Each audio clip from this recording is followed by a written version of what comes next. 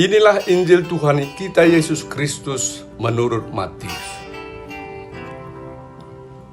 Apabila saudaramu berbuat dosa, tegurlah dia di bawah 4 mata.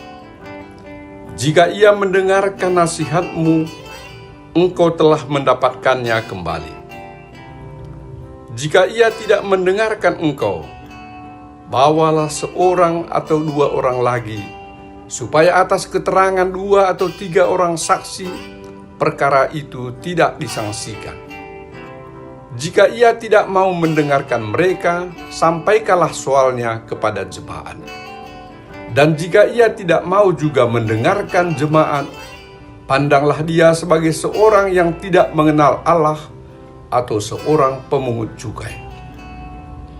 Aku berkata kepadamu, sesungguhnya apa yang kamu ikat di dunia ini akan terikat di sorga, dan apa yang kamu lepaskan di dunia ini akan terlepas di sorga.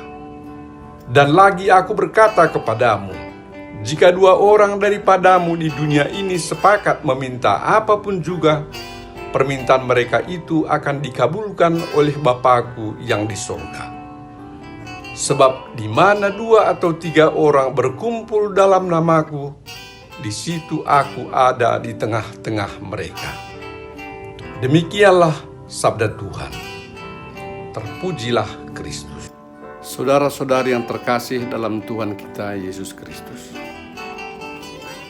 Kalau kita lihat ada orang yang membuat kesalahan, reaksi kita bisa berbagai kemungkinan.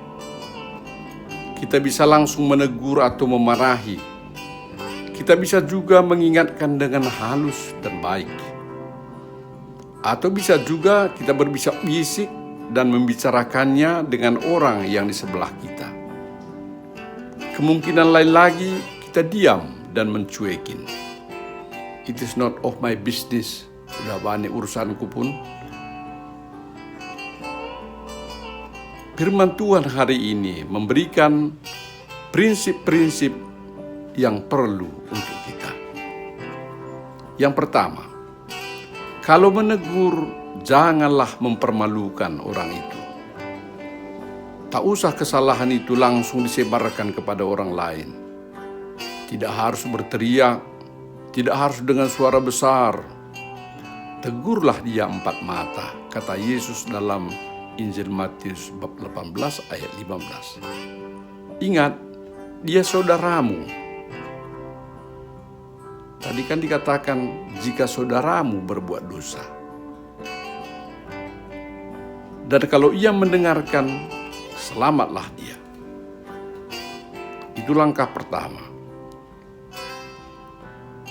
Kalau itu tidak berhasil, panggillah 1 atau 2 orang saksi, supaya perkaranya tidak disangsikan. Matius 18 ayat 16. Jadi menghindarkan pendapat yang subjektif. Jangan-jangan hanya aku yang menganggap itu salah. Tetapi saksi jangan sembarang saksi. Supaya bisa lebih berhasil, mungkin carilah yang disegani juga oleh orang itu. Bukan terutama ditakuti, tapi disegani. Yang bicaranya kemungkinan akan didengarkan. Tapi tetap saja prinsipnya seperti tadi. Saksi yang tidak akan mempermalukan, tidak akan menggosipkan atau menyebarkan ke orang lain yang bisa menyimpan rahasia. Tetapi itu pun belum tentu berhasil. Maka langkah selanjutnya, sampaikanlah soalnya kepada jemaat. Matius 18 ayat 17. Diminta kepada jemaat untuk mendoakan, diminta bantuan pengurus gereja atau pastor. Tetapi prinsip tetap untuk membantu dan menyelamatkan. Harus dijauhkan segala kecenderungan menghakimi, menggosipkan, atau mempermalukan. Kalau itu pun tidak berhasil, pandanglah dia sebagai orang yang tidak mengenal Allah, atau pemungut cukai, yang memang tidak peduli apapun selain kepentingan memperoleh uang untuk dirinya sendiri. Anggaplah dia sebagai orang bebal, biarkanlah dia mengurusi dirinya sendiri. Saudara-saudari terkasih, tujuan kita dari awal menyelamatkan orang tersebut, bukan mau menunjukkan kita lebih pintar atau lebih tinggi. Bukan kepentingan kita, tetapi kepentingan dia. Tetapi sebenarnya menegur itu bukan enak. Risikonya besar. Kita bisa saja disemprot balik. Urusilah urusan kau sendiri. Apalagi pada masa pandemi sekarang, sudah banyak urusan masing-masing. Ngurusi orang lain lagi, kalau bisa nggak usahlah. Maka kalau ada yang bersalah di tengah masyarakat, sebagian orang menghindari saja. Kalau ada ketidakbenaran, pokoknya nggak kena akulah, biarkan aja. Jadinya nggak mau mencampuri, diam aja. Melawan kecenderungan seperti ini, Yehezkiel berkata, "Kalau engkau tidak berkata apa-apa untuk memperingatkan orang jahat itu supaya bertobat dari kejahatannya, maka orang jahat itu mati dalam kesalahannya, tetapi aku menuntut pertanggungjawaban daripadamu. Tapi bila engkau memperingatkannya, tetapi ia tidak mau bertobat, ia akan mati dalam kesalahannya, tapi engkau telah menyelamatkan nyawamu." Yehezkiel 33 ayat 8-9. Karena di sini dikatakan dengan tegas, wajib menegur kejahatan, tidak boleh mencuekin. Ini termasuk tugas dan panggilan orang yang percaya.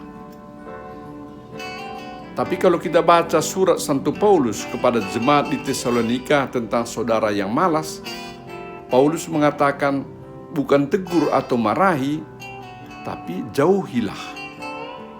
2 Tesalonika 3 ayat 6. Tidak sekeras dalam perjanjian lama. Dalam surat Santo Paulus kepada jemaat di Roma yang dibacakan juga hari ini, katanya, semua perintah dan aturan menyangkut hubungan dengan sesama tersimpul dalam aturan, kasihilah sesamamu seperti dirimu sendiri. Rom bab 13 ayat 9. Dalam peristiwa ada saudara yang berdosa, yang terpenting bukan keras atau kuatnya teguran. Yang penting adalah bahwa ia akhirnya bertobat dan diselamatkan. Untuk itu caranya harus pas. Dan persyaratan pertama untuk cara yang pas itu ialah penuh kasih. Itu yang sempurna, kata Paulus. Yang kurang sempurna lenyap. 1 Korintus 13 ayat 10. Dan jikalau pas, mungkin sekali orang itu pun akan sangat berterima kasih karena ia sudah diselamatkan. Sebagai satu anekdot, di sini saya mau mengisahkan pengalaman seorang bapak dan ibu yang punya anak tunggal seorang laki-laki. Banyak sekali dilihat yang kurang oleh ayahnya pada anaknya. Kalau ibunya cenderung toleran dan mengaminkan tingkah laku anaknya. Tapi si ayah telah berprinsip begini, ini anakku, banyak pun salahnya, aku harus menyelamatkannya. Tak boleh kapanpun kupermalukan anakku. Jangan pernah anakku menganggap aku lebih sebagai pengawas. Ia harus lebih menganggap aku sebagai sahabatnya. Maka asal ada waktu yang nyaman sambil mengobrol, apalagi kalau mereka berdua saja dengan anaknya ini, dia akan bilang sesuatu untuk didiskusikan dengan anaknya. Lalu disampaikan suatu prinsip dari hasil pengalamannya sebagai aturan hidup dan prinsip kehidupan. Banyak orang tua yang sering berkonflik dengan anaknya. Tapi bapak ini sampai sekarang dekat dengan anak tunggalnya yang sebenarnya sangat manja ini. Dan banyak hal sudah berubah pada anaknya. Dia semakin dewasa dan bisa berlaku benar. Maka walaupun tidak sempurna, anaknya itu sudah berjalan di jalan keselamatan. Saudara-saudari terkasih, hari ini adalah hari Minggu Kitab Suci Nasional. Kita diajak untuk sering mendengarkan firman Tuhan, rajin membaca kitab suci. Mari kita dengarkan firman Tuhan, rajin membaca kitab suci, tetapi terutama melaksanakannya di tengah keluarga kita. Firman-Nya adalah jalan, kebenaran, dan hidup. Dialah jalan yang benar yang bisa memberi hidup dalam keluarga kita. Amin.